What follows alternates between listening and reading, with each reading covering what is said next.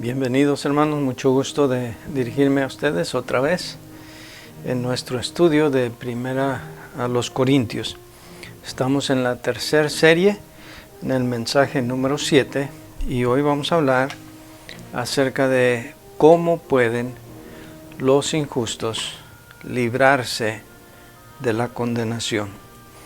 El pasaje que vamos a utilizar es Primera de Corintios 6, del 9 al 11, que es el mismo del estudio pasado, pero vamos a concentrarnos más en el versículo 11. Pero como siempre, vamos primeramente a Dios en oración. Señor, exalta, oh Dios, la predicación de tu palabra. Úsala, Señor, para traer convicción a los corazones. Señor, sin ti nada podemos hacer. Es tu palabra, es tu obra, y solamente lo que tú te dignes hacer por y a través de nosotros, que quedaremos satisfechos y quedaremos agradecidos. Señor, a tu nombre trae gloria, y solamente a ti, en el nombre de Cristo. Amén. En el versículo 9 de nuestro pasaje dice: ¿no sabéis que los injustos no heredarán el reino de Dios? Y voy a leer todo el pasaje. No erréis, ni los fornicarios, ni los idólatras, ni los adúlteros, ni los afeminados, ni los que se echan con varones, ni los ladrones, ni los avaros, ni los borrachos, ni los maldicientes, ni los estafadores heredarán el reino de Dios. Y esto erais algunos, mas ya habéis sido lavados, ya habéis sido santificados, ya habéis sido justificados en el nombre del Señor Jesús y por el Espíritu de nuestro Dios. Bueno, esta frase que se menciona al principio del versículo 9 y al final del versículo 10, que los injustos no heredarán el reino de Dios, dicho de otra manera, básicamente es la condenación. Están condenados. Si alguien no puede entrar, heredar o ver el reino de Dios, para usar otra terminología en otras partes de la Biblia, quiere decir que esa persona, en este caso los injustos, están condenados. Entonces, una buena pregunta para proponer es: ¿cómo puede entonces uno que está en esa condición de condenado, un injusto, cómo puede librarse de la condenación? Bueno, eso es lo que Pablo nos explica en el versículo 11, y son básicamente tres cosas que él menciona aquí. No es otro evangelio, no hay otro mensaje diferente, es el mismo en toda la Biblia, aunque a veces se utilizan términos sinónimos, comparativos, pero viéndolo todo dentro del mismo contexto bíblico, es el mismo plan de salvación, el mismo plan de liberar al pecador de la condenación. Pero aquí Pablo lo clasifica, lo menciona de tres maneras. Primero dice que esto eran muchos de los corintios antes, pero ya han sido lavados, ya han sido santificados y ya han sido justificados. Y vamos a seguir ese orden natural de la Escritura como puntos principales de nuestro bosquejo en esta ocasión. En primer lugar, yo quiero que vamos a hablar del lavamiento, y lo primero que quiero que noten es que estos tres verbos, lavados, santificados y justificados, son participios pasados. Son participios pasados, y significa eso. No quiero abrumarlos con terminología gramatical, pero básicamente entendemos cuando dice: ya habéis sido lavados, ya habéis sido santificados, ya habéis sido justificados. Quiere decir que los sujetos del lavamiento, la santificación y la justificación han recibido estas acciones por parte de alguien más. Quiere decir que ellos mismos no se pudieron hacer o causar estos efectos en sí mismos y por sí mismos. Quiere decir que hubo un agente exterior. Así que esto es importante, porque lo primero que una persona necesita entender si quiere ser salvo, si quiere ser libre de la condenación, es que no se puede uno salvar a sí mismo. Se necesita de alguien más, y aquí lo menciona al Espíritu Santo, pero vamos a ver qué parte tiene también la segunda persona de la Trinidad, el Hijo de Dios, el Señor Jesucristo. Y el Espíritu Santo es el agente, pero lo primero que quiero hacer notar es que esta es una acción exterior ejercida en el pecador, en el injusto, por un agente externo. Entonces veamos primero lo del lavamiento espiritual. ¿Por qué necesitamos el lavamiento espiritual? Pues porque la Biblia habla de nuestra condición de pecadores como inmundicia. Ser pecadores, estar en la condición de pecador, es estar en la inmundicia. El pecado es contrastado en la Biblia con la suciedad y la inmundicia. Y hay muchísimos pasajes, pero quiero leer solamente uno. Ezequiel 36:25 dice: esparciré sobre vosotros agua limpia y seréis limpiados de todas vuestras inmundicias y de todos vuestros ídolos os limpiaré. Y hay que señalar que Dios está hablando a su pueblo a través del profeta acerca de limpiarlos de su inmundicia, y aquí específicamente menciona uno de los pecados que menciona Pablo en 1 Corintios 6, que son acciones de los injustos, la idolatría. Y aquí Dios habla a través del profeta de que los iba a limpiar de esa inmundicia. Entonces, el pecado, cualquiera que sea, de los que menciona Pablo en 1 Corintios 6, 9 y 10, la borrachera, los afeminados, los maldicientes, los ladrones, los avaros, todas esas diferentes clases de pecado son inmundicia, y la única manera de poder entrar al reino de Dios, heredar el reino de Dios, es ser limpiados, no limpiándose uno mismo, como ya señalé, sino siendo limpiados. Ahora, antes de que alguien brinque a la conclusión tan difícil de resistir, de que el bautismo es el que limpia de pecado, déjenme decirles, no hay tal cosa. Yo sé que muchos utilizan Juan 3:5, cuando Jesús hablaba con Nicodemo y le dijo: de cierto te digo que el que no naciere de agua y del Espíritu no puede entrar al reino de Dios. No está hablando del agua del bautismo. Yo sé que algunas religiones lo interpretan así. Y no está hablando de las aguas del bautismo, primero porque el contexto en Juan capítulo 3, Cristo está hablándole a Nicodemo de el contraste entre el nacimiento espiritual y el nacimiento físico. Pero no voy a entrar en ese detalle ahora. Lo que sí es, por los pasajes que vamos a ver, es que ese lavamiento es a través del Espíritu Santo, no a través de las aguas del bautismo. Porque lo que limpia es la sangre de Cristo. Primera de Juan 1:7 dice: pero si andamos en luz, como Él está en luz, tenemos comunión unos con otros, y la sangre de Jesucristo, su Hijo, nos limpia de todo pecado. En la Biblia, en ninguna parte, se habla del agua como un agente purificador, que lava, que limpie de la inmundicia del pecado.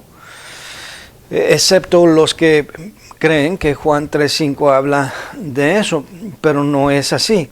Recuerde que Hebreos 10:22 dice que sin derramamiento no se hace remisión de pecados.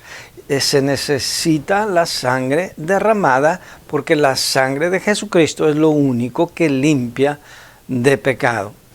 Si hemos sido lavados, si hemos sido objetos de este lavamiento o lavacro, tiene que ser también a través de la palabra de Dios.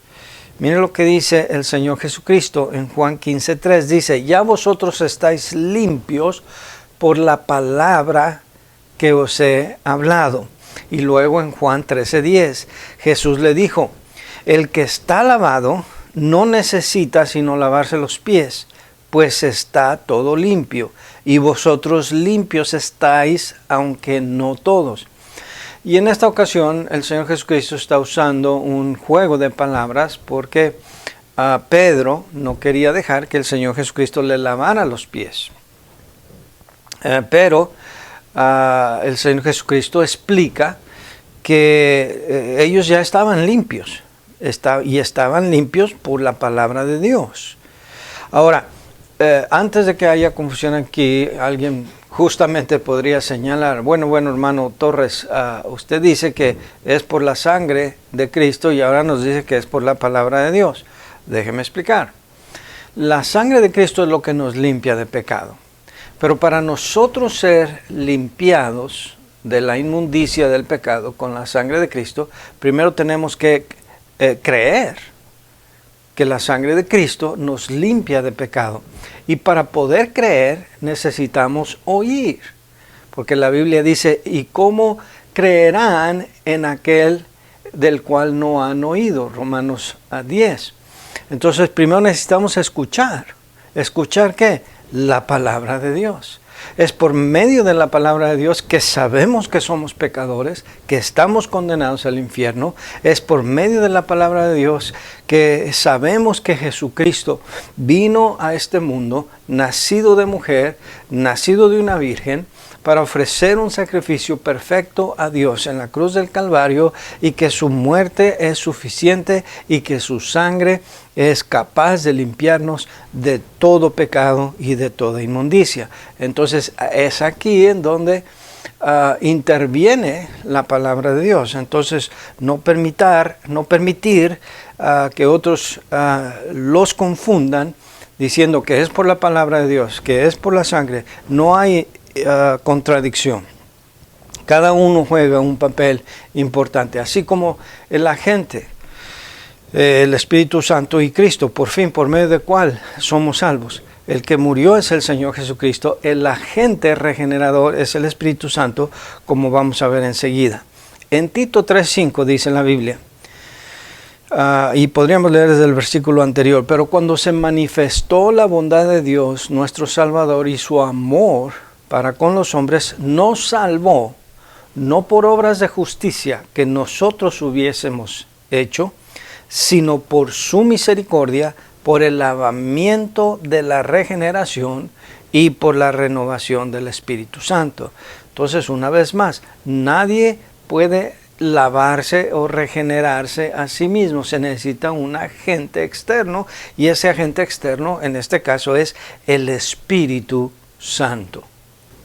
Y mucha gente, tristemente, tan sencillo como es este aspecto del Evangelio, no lo han podido entender, y quizás es parte de nuestra falla, de nosotros los cristianos, de no llevarles el Evangelio.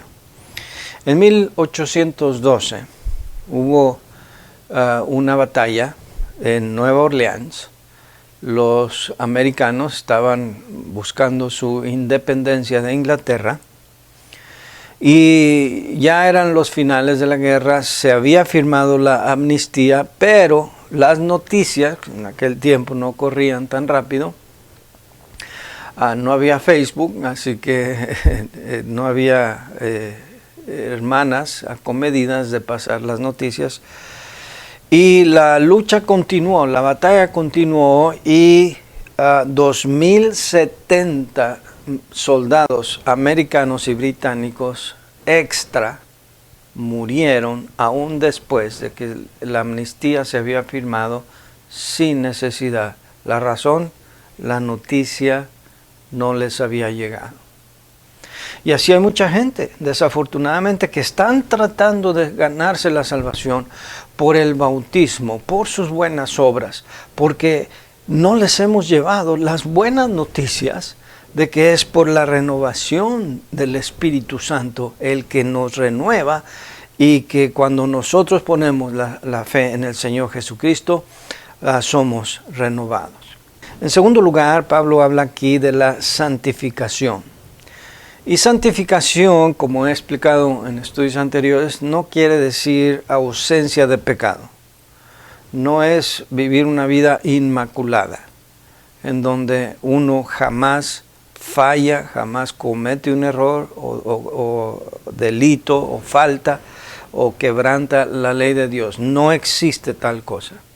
La palabra santificar más bien se refiere a apartar, a rescatar para un uso especial, como por ejemplo Dios llamó a su pueblo, el pueblo de Israel, su pueblo santo, y la Biblia nos dice en diferentes partes que Él llamó a su pueblo o escogió un pueblo santo para que viviera apartado, diferente, digamos, a los demás pueblos, en donde los demás pueblos, pues, lo sabemos, ¿verdad? Las culturas paganas, no hay moralidad, no hay santidad en el matrimonio, no hay vergüenza por la desnudez, no hay conciencia de pecado, de culpabilidad por delitos, etc.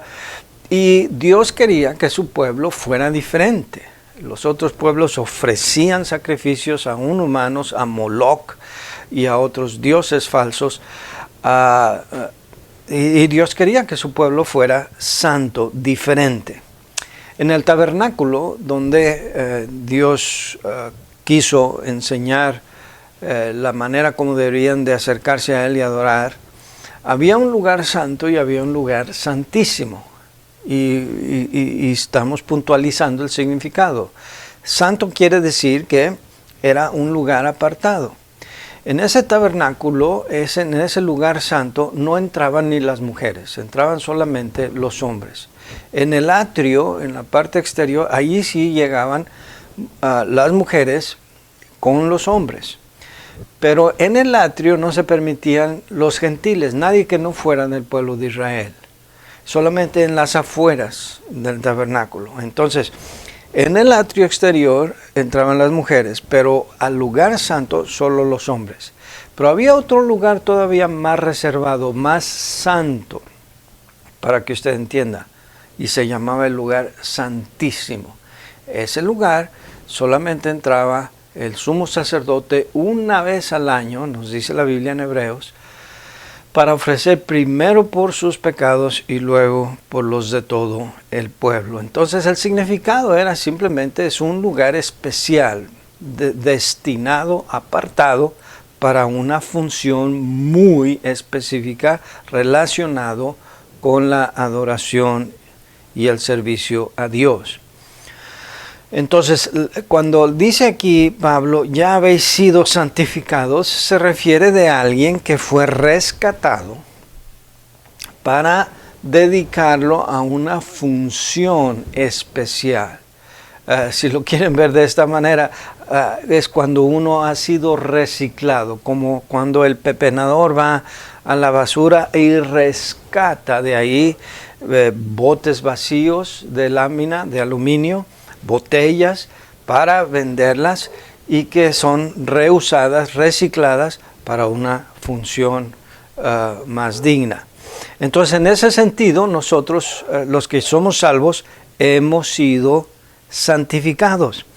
Pablo incluso ya introdujo este concepto en su epístola, precisamente aquí al principio, cuando empezamos este estudio en 1 Corintios 1:2, dice: a la iglesia de Dios que está en Corinto, a los santificados en Cristo Jesús, llamados, note esto, a ser santos con todos los que en cualquier lugar invocan el nombre de nuestro Señor Jesucristo, Señor de ellos y nuestro. Por lo tanto, necesitamos despojarnos de ese concepto de que santos son solamente una casta especial de hombres y mujeres que vivieron sin pecado, muy cerca de Dios, y que ellos interceden por nosotros en el cielo, y que si les rezamos a ellos, como ellos tienen mayor influencia con Dios, nuestras oraciones aquí en la tierra van a ser contestadas. Nada de eso. Pablo dice que los santos son con todos aquellos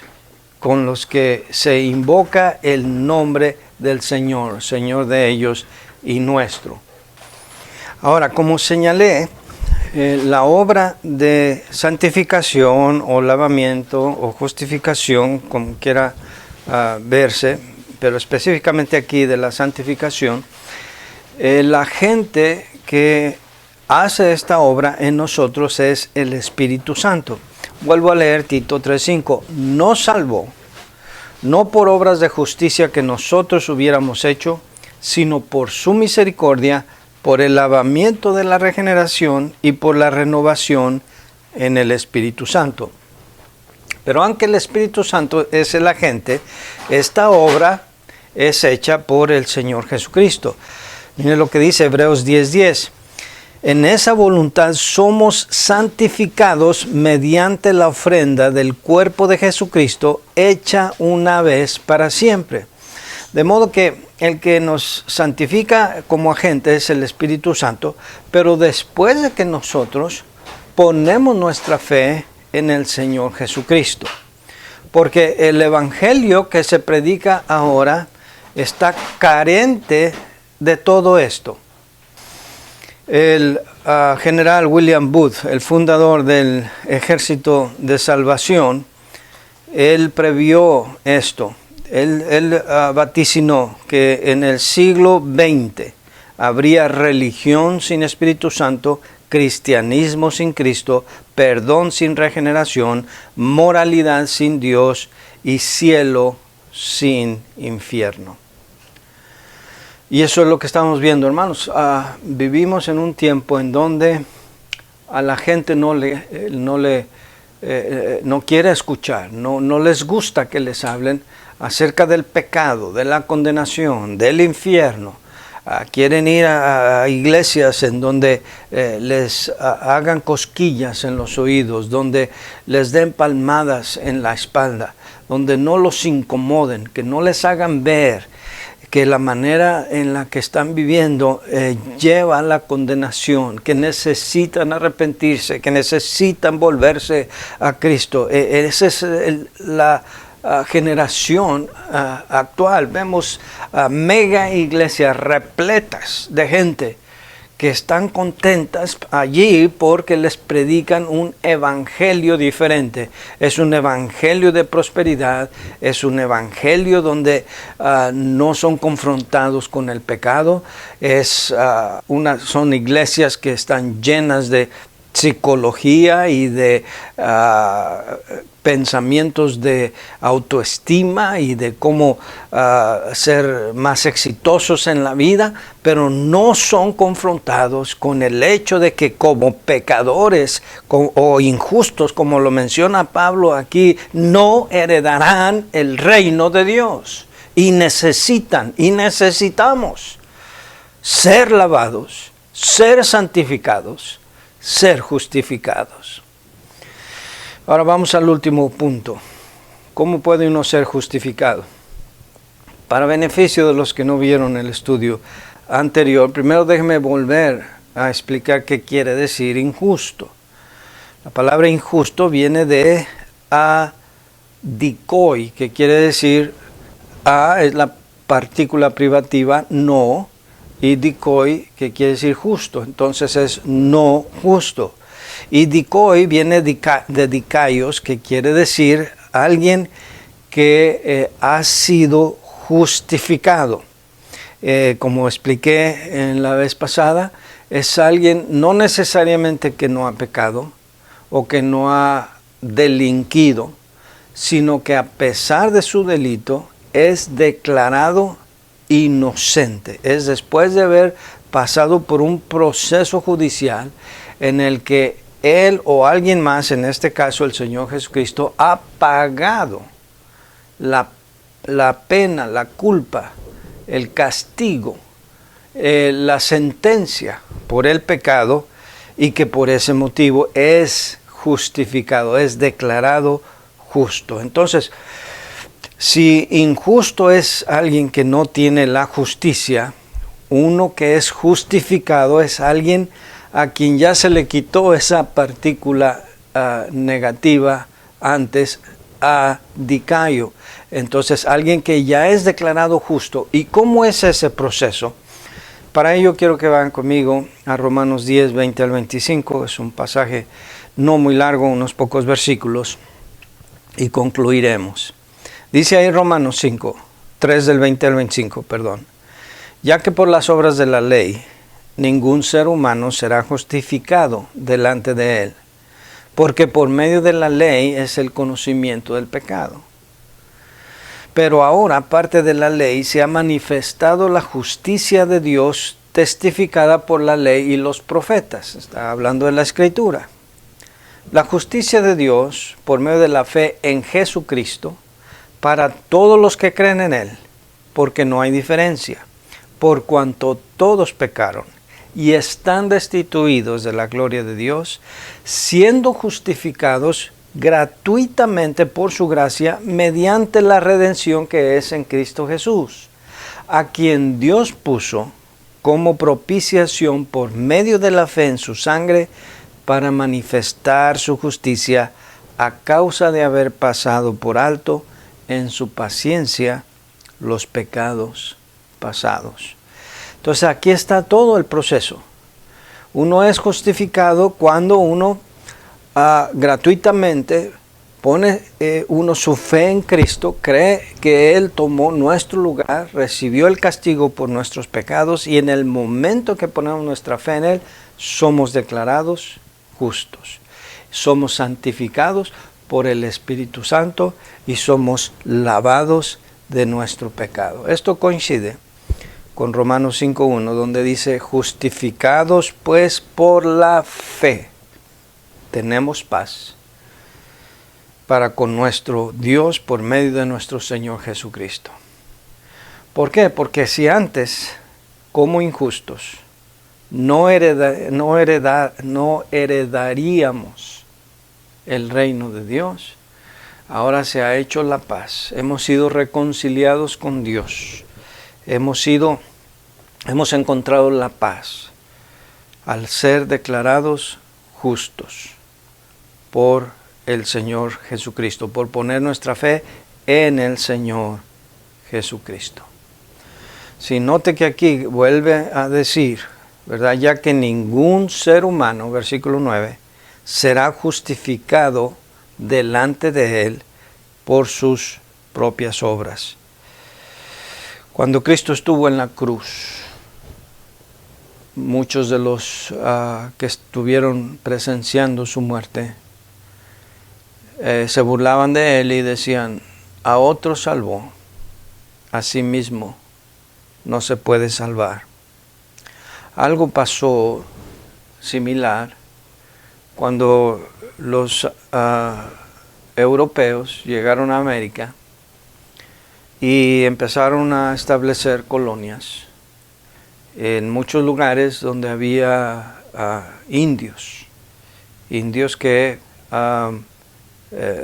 sabían defender su terreno y no le daban muy bien la bienvenida a estos nuevos colonos. Entonces estos indios tenían flechas venenosas, mortales. Y estos colonos europeos habían establecido estacadas, empalizadas para protegerse. Y tenían en las puntas de algunas de esas estacas, tenían mechas para prenderlas como señal de que había peligro cuando se avecinaban o se acercaban los indios. Entonces en una ocasión había un gran número de indios que se acercaban a este lugar y un joven valiente se subió a prender estas estacas para avisar al pueblo.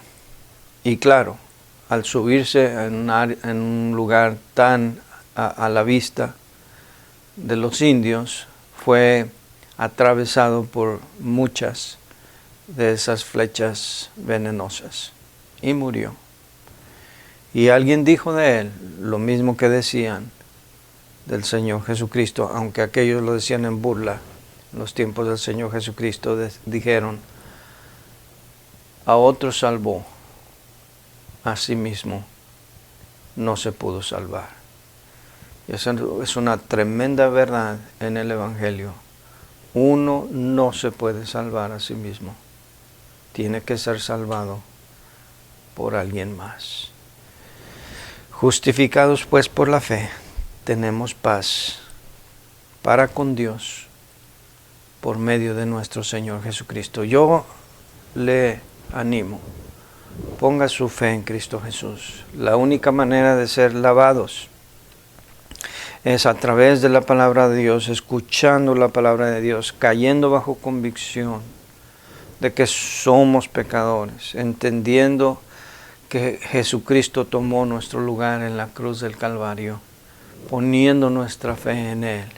Y en el momento que creemos, el Espíritu Santo comienza la obra de regeneración, de santificación. Y una vez que nosotros creemos y somos salvos, entonces somos declarados justos delante de Él, inocentes.